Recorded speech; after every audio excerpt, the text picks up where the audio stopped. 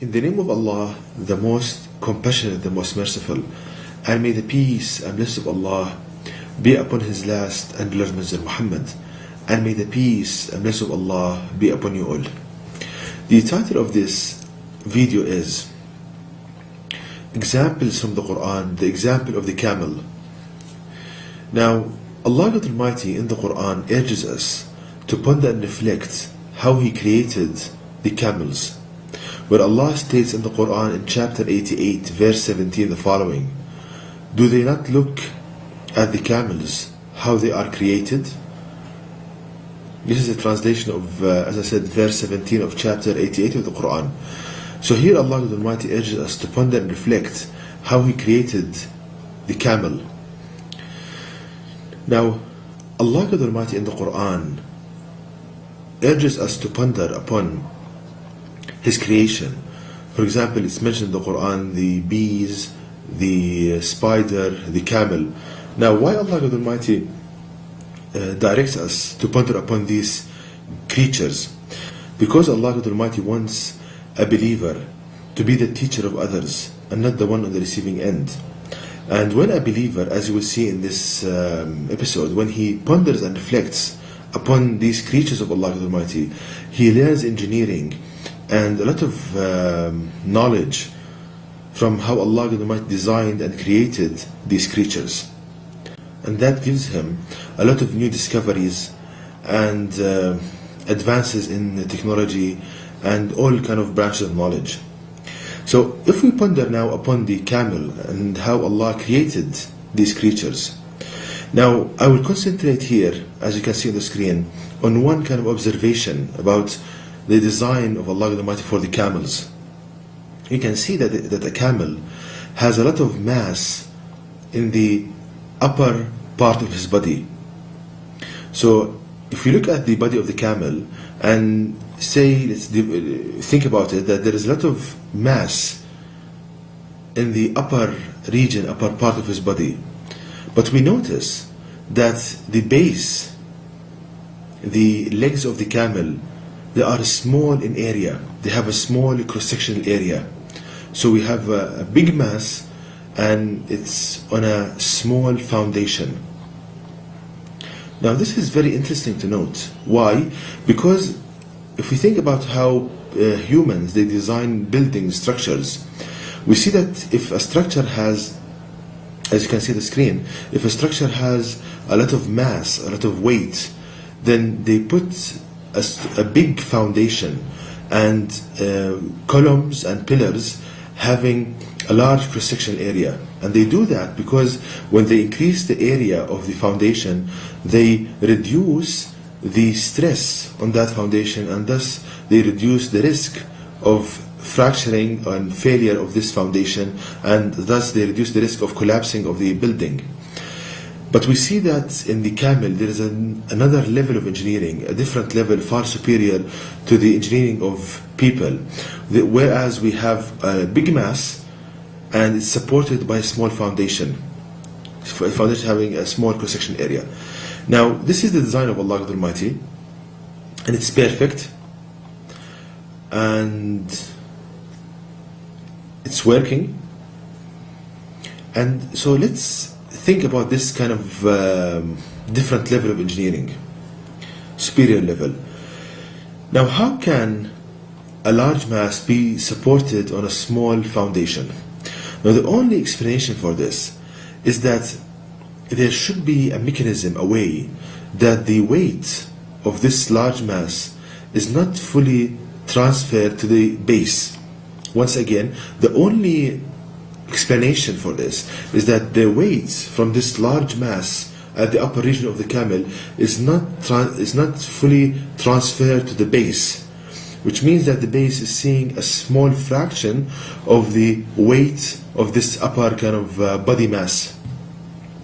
Now the next logical question: what is this mechanism? What reduces the weight, the force transmitted to the base? If we ponder upon how Allah created the camels, we see that the answer can be found in the muscles. We see that Allah Almighty in the camel And this doesn't apply only for the camel, it applies for all cattle, for human body, a large mass and a small base. We see that in the camel there are a lot of muscles around this large mass. So the large mass in the upper body and the upper part of the body of the camel, this large mass, is surrounded by so many muscles and big muscles. Now the action of the muscle is that when they contract, the muscles when they contract, they produce tension on their ends. So when the muscle contracts, it reduces in length and it produces tension on its ends. So now we have a big mass in the body of the camel, in the upper part of the body of the camel, surrounded by a lot of muscles. So when these muscles contract, they produce an upward lifting force which counters gravitational pull downwards. So the muscles in essence, they produce a force that counters gravity. So the large pull on the upper, the large mass of the upper body of the camel, it's going downward. The muscles, they produce a counter force upward. So this force counter force interaction between the muscles and the large mass means that a small fraction of this of the weight of the upper part of the body of the camel is transmitted to the base, which means that we need a small cross-section area to support this weight, this fraction of the weight. So let me say it again. The muscles, they produce a force countering the gravitational force, and as thus we see that the large mass is surrounded by a large number of muscles. When they contract, they produce an upward lifting force which counters the downward weight of this mass, and thus a small force is transmitted to the base, and thus there is a kind of a small cross-section area in the legs of the camel. And this, as I said, applies to humans and all of Allah's creatures. Now let's see what are the advantages of this. What are the advantages of having small force transmitted to the base instead of, as humans design structures, having a large force transmitted to the base? Now the advantages is that if you have a small force acting on this base, then the risk of fracturing of the base is small. Again, if you have a small force transmitted to the base, then you greatly reduce the risk of fracturing of this base, and also you greatly reduce the risk of collapsing of the structure. That's one advantage. The second advantage, it's easy to transport the structure from one place to another, because if you had a large heavy base, it's very difficult to transport the structure from one place to another. The third advantage is that you have so many units, so many muscles handling the weights of the camel, and as thus, even if there is some damage in some of these elements, there are kind of like other elements which can compensate for this damage, and as thus the structure remains stable.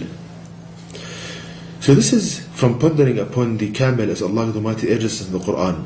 Now the question, how can we transfer this superior engineering to man-made structures? Now it's very straightforward, very easy, by pondering upon the Quran. Now let me give an example. Suppose, as you can see on the screen, you have a structure, and let's see the first floor. Suppose that the first floor has so many cement and so many kind of it has a very large weight, large mass. So what can be done from pondering upon how Allah created the camel is that we can put motors connected to ropes, connected to shafts. Now these motors, when they operate, they produce a pulling force on their two ends. So we can put motors on the both sides of the first floor. These motors, when they are activated, they reduce in length and they produce an upward lifting force to lift part of the weight of the first floor. So in the floors, once again, we put motors on their sides. These motors are connected to the floors. When they are activated, they produce a pulling force, a tension which lifts part of the weight of the first floor, and the same for second floor and third floor, which means that a small fraction of the weight of the floors is transmitted or transferred to the base, and thus we can have a small base having the advantages of reduced risk of structural failure of the base of the columns or the pillars, easier to we have a lot of kind of units handling the weight of the structure, so even if some of them fail, there are others to compensate. So we see, brothers and sisters, how by pondering upon the Quran we can learn the optimal engineering, optimal knowledge.